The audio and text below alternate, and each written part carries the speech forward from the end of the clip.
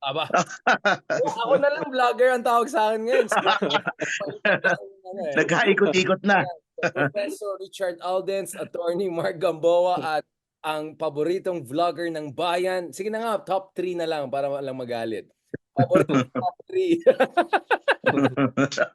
Basta top 3. Top 3 vloggers ng bayan ay si Ricardo Heydariani. Guys, ang dami natin pag-usapan. Hinihintay ng buong bayan itong pag-usapan natin para magulo kagad. Ito na, Mark. So, paki-announce na. This is it. Lenny, Mayor Lenny. This is what we should get used to. Mayor Lenny. Mm. Sir Mark. Lumabas na sa news. Di ba pinag-uusapan na natin for how many weeks na. Pero ngayon lumabas na sa balita. Kumbaga they are free to say na Lenny closes the door on running for Senate, and she will be running as mayor ng Naga City to continue yung magandang nasimulan nung kanyang asawa na si Jessie Robredo, the late Jessie.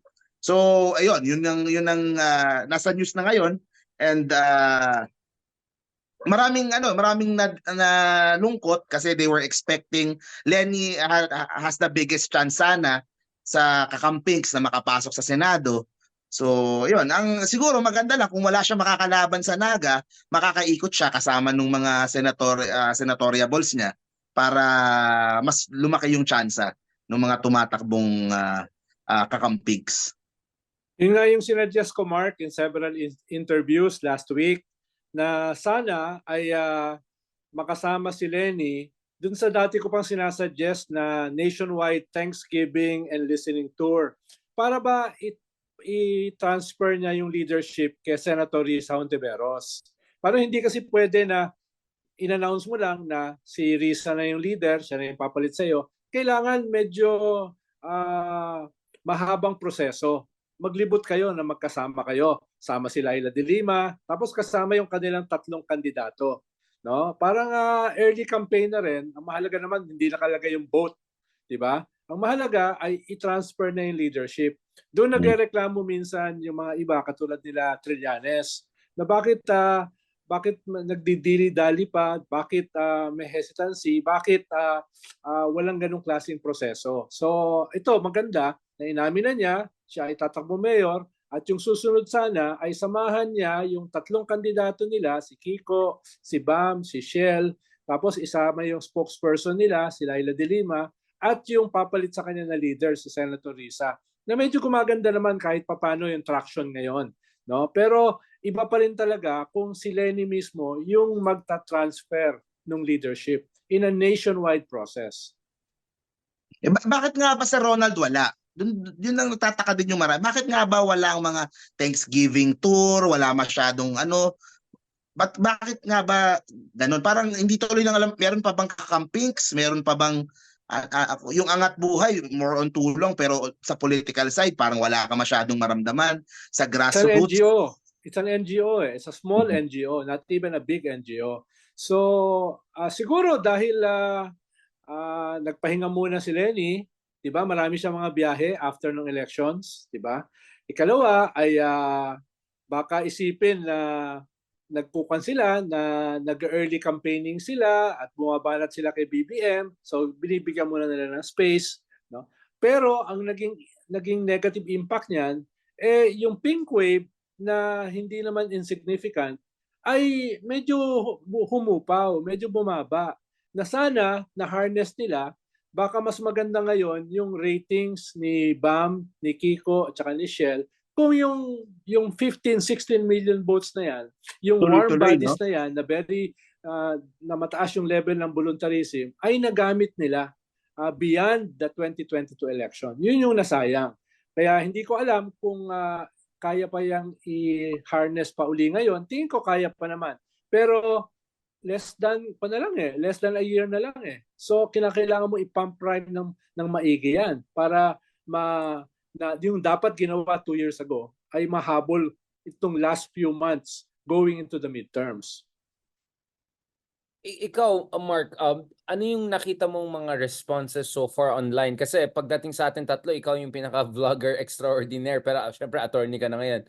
Mark, Was there any traction online when Lenny essentially confirmed na tatakbo siyang mayor? Wala bang at saka sa tingin mo, I mean, you have worked with people like Mayor Isko Moreno, you have covered Mayor Vico. Don't you think that this is the best natural way forward? Go from local and then back to national even stronger in 2028? Anong read mo dyan, Mark? Marami sa social media ang medyo nalungkot kasi they were really expecting na sa Senado papasok si VP Lenny na mas prominente nationally, mas makikialam sa mga issues. They were really looking towards her. Ito yung mga kakampigs talaga na na hindi tumitingin sa iba, na si Lenny pa rin yung tinitingnan na leader. So merong I could sense na merong mga lungkot doon Pero ako kasi personally, I think this is the best way to moving forward for Lenny Para ipakita naman niya a different side of her naman as an executive naman. And ako I'm really excited for the people of Naga. Kasi iba pa rin pag meron kang rockstar na mayor Imagine all the celebrities, all the big companies, lahat ng mahahatak ni Lenny na tutulong sa kanya na to make Naga a model city of kung ano yung gusto niyang gawin sa Pilipinas, she could make turn Naga to a model city, and ang daming tutulong sa kanya, and ang makikinabang niyan yung mga taga Naga. And ako syempre coming sa experience kay Isko, nakita ko na kahit on a local scale pwedeng maging umingay nationally Pwedeng maging viral nationally, lalo na yung mga best practices at yung mga magagandang mga gagawing mga proyekto. So, kumaga, ang maganda, this insulates her from sa mga national na issues. Hindi niya kailangang pakialaman lahat, mga West Philippine Sea, she doesn't have to react to every single issue na nangyayari. She could just focus on growing Naga, to improving the lives of yung mga kababayan niya sa Naga. Come 2028 o 2034, if she does a good job sa Naga, that could be her springboard kung if ever she wants to, or if ever nandoon pa yung suporta ng mga tao or kung ano man. So ako it's the best it's the best move yung iba sinasabi naman governor ng Kamsur, ang hirap talaga yung Villafuerte, mahirap talagang banggain din. So mas sigurado yung sa Naga. Meron ding iba DepEd secretary, pero hindi ko din sure kasi that would mean parang poetic justice if ever. poetic justice. Pero syempre that would mean na magiging under siya kay BBM. So hindi ko din sure kung paano magiging epekto nun sa niya. So yun yung mga I think itong becoming Naga mayor is the best way moving forward. And ang sinasabi ko nga sa vlog ko kanina din is sana she could lead yung hindi naman lead pero yung she could be one of the leaders ng kakamping movement na coming from Naga. Para she could lead from there. 'Di ba? Kung hindi man siya or kung hindi man kung siya pa rin man or kung maipasa niya, she could lead from Naga. Yun naman yung tingin ko doon. Center of gravity. Nung nagkita kami, yes, nung nagkita kami after the election dun sa house ni Ambassador Ibo, Swiss Ambassador, nag-dinner kami. Yun yung sinabi niya. That was sometime June. No? Sabi niya, ang kanyang decision talaga ay tumakbo sa Naga dahil yun yung request ni Jesse Robredo. So ang talagang dominant reason sa kanyang pagtakbo sa Naga ay si Jesse. Sabi niya, yun yung huling habilin sa kanya ni Jesse. Paulit-ulit na sinasabi, huwag kalimutan yung Naga. Huwag kalimutan yung Naga.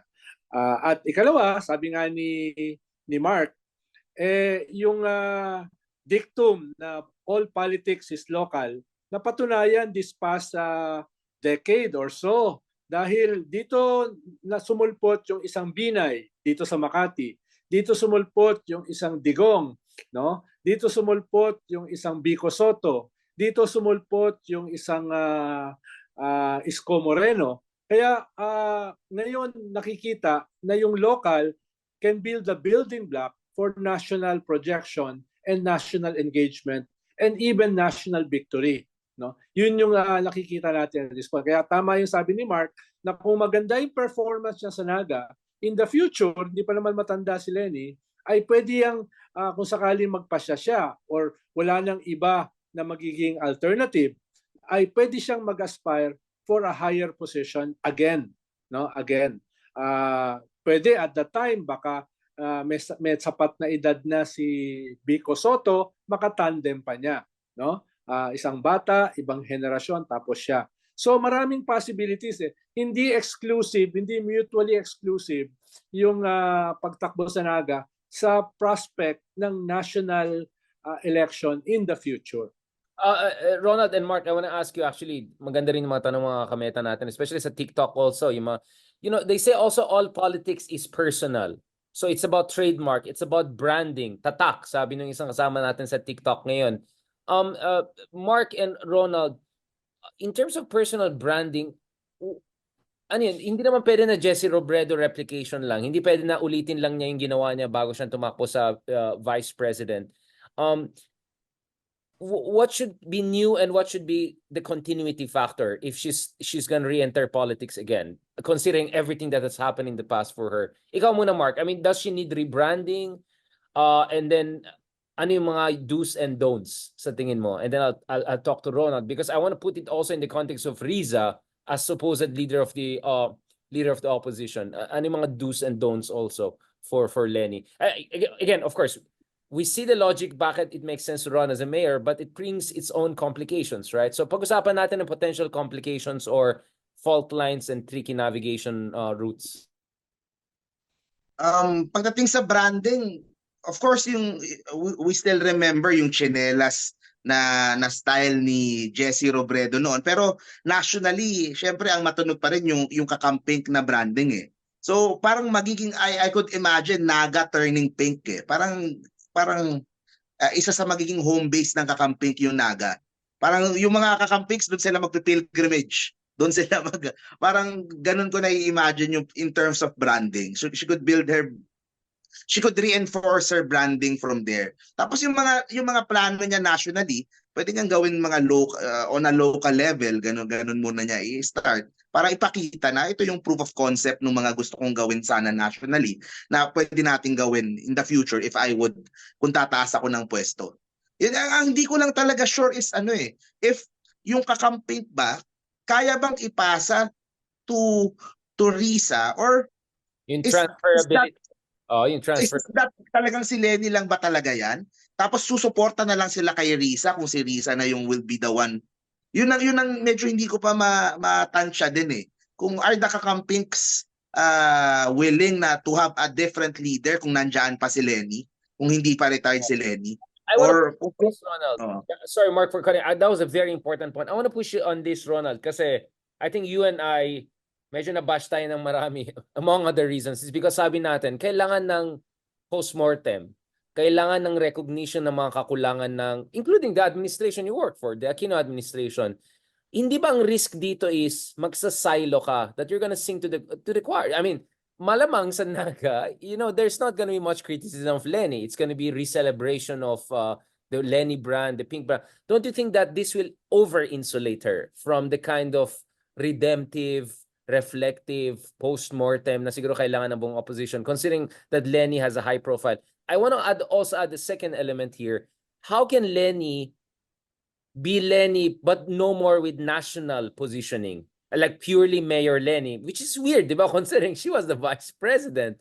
And kasi, di ba, Mark, dami nagbabash kay Vico, galing sa Dilaw or even Pink, na sinasabi si Vico ay masyadong parokyal. Yun ang sinasabi. Si Vico walang paki sa bansa yan. Paki lang niya yung constituency niya. Obviously, I understand why.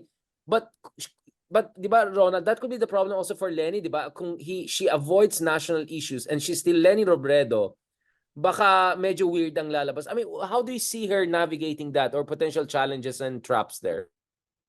Una, walang pink kung wala yung dilaw. So ibig sabihin, nagsimula rin yung pink doon sa yellow ni Pinoy, no? At nagdagdag siya ng kanyang bagong brand. So it's not purely a pink brand eh. Without the yellow, wala namang magiging pink. Kaya nga ang tawag pink lawan eh. 'Di ba? Dahil doon naman nagsimula sa dilaw, no? At binago niya yung color, pinasa niya yung kanyang distinct brand. Ganon din siguro kung ipapasa niya yan kay Riza. It will be a continuity of yellow, pink, and whatever brand yung gagawin ni Riza. So hindi naman pwede na you just start totally fresh na walang ganong klaseng continuity. So kung ipapasa yan kay Risa, ay tatahakin pa rin ni Risa yung yellow legacy, yung pink legacy, and something her own. No? Kung sakali mangyayari yan. So hindi sila mutually exclusive sa isa't isa. You cannot stick to the yellow brand, you cannot stick to the pink brand, you also have to put your own brand na ihahalo dun sa kulay na yan. Pero, hindi mo rin pwedeng itabi yung yellow at saka pink. Dahil yun din yung pinanggagalingan ng iyong base. Yun din ang pinanggagalingan ng iyong ethos. No? Yun din ang pinanggagalingan. Kaya,